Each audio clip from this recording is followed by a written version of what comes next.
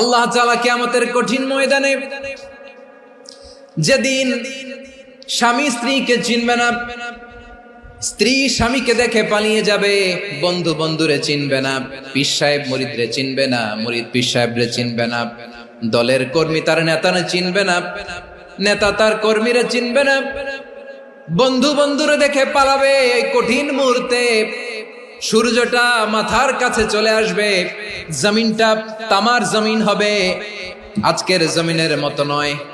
মানুষ ঘর্মাক্ত, ক্লান্ত, শ্রান্ত মাথার মগজগুলো কানের ছিদ্র আর নাকের ছিদ্র দিয়ে বেয়ে বেয়ে পড়বে। বিশ্বনবী ফরমান, কিয়ামতের ওই কঠিন ময়দানে 7 শ্রেণীর ব্যক্তিকে রব্বুল আলামিন তার আরশের নিচে ছায়া দিবেন। তার মধ্যে প্রথম শ্রেণীর ব্যক্তি হলো ইমামুন আদিল, যে ইনসাফের সাথে বিচার করে, যে জাস্টিস সমাজে সার্ভ করে, যে সুশাসন নিশ্চিত করে, ওই ইমামুন আদিল। আদিল শব্দটা বুঝছেন না? ইন্নাল্লাহা ইয়া'মুরু বিল আদল, পাইছেন? আদিল। 7 শ্রেণীর ব্যক্তিকে আল্লাহ তাআলা সুশীতল আরশের নিচে ছায়া দিবেন, যেদিন তার দেয়া ছায়া ছাড়া কোনো ছায়া থাকবে না। এর প্রথম হচ্ছে ইমামুন আদিল, ন্যায়পরায়ণ শাসক। চিল্লায় বলেন সুবহানাল্লাহ।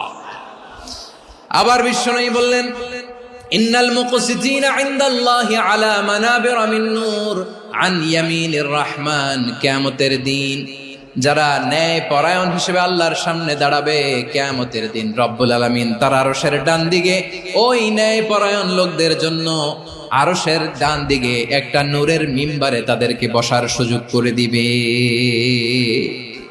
আল্লাহর আরশের ডান দিকে ন্যায়পরায়ণ লোকদের জন্য আল্লাহ তাআলা নূরের মিম্বার বানাবে।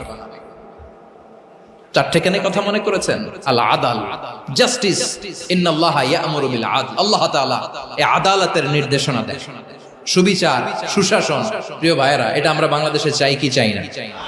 এই যে অরাজকতা, এই যে অন্যায়, এই যে জুলুম, এই যে ইনকনসিস্টেন্সি সমাজের অসঙ্গতির প্রধান কারণ জাস্টিস নাই, সুবিচার নাই, সুশাসন নাই।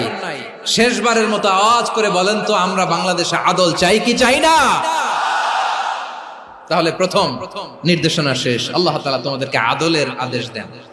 এরপরে আল্লাহ বললেন, আমি তোমাদেরকে ইহসানের আদেশ দেই।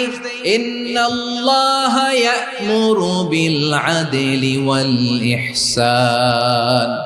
আমি তোমাদেরকে যেমনি আদলের নির্দেশনা দেই, তেমনি ভাবে তোমাদেরকে ইহসানের নির্দেশনা দেই। ইহসান, আওয়াজ করে সবাই বলেন তো ইহসান। ইহসান মানে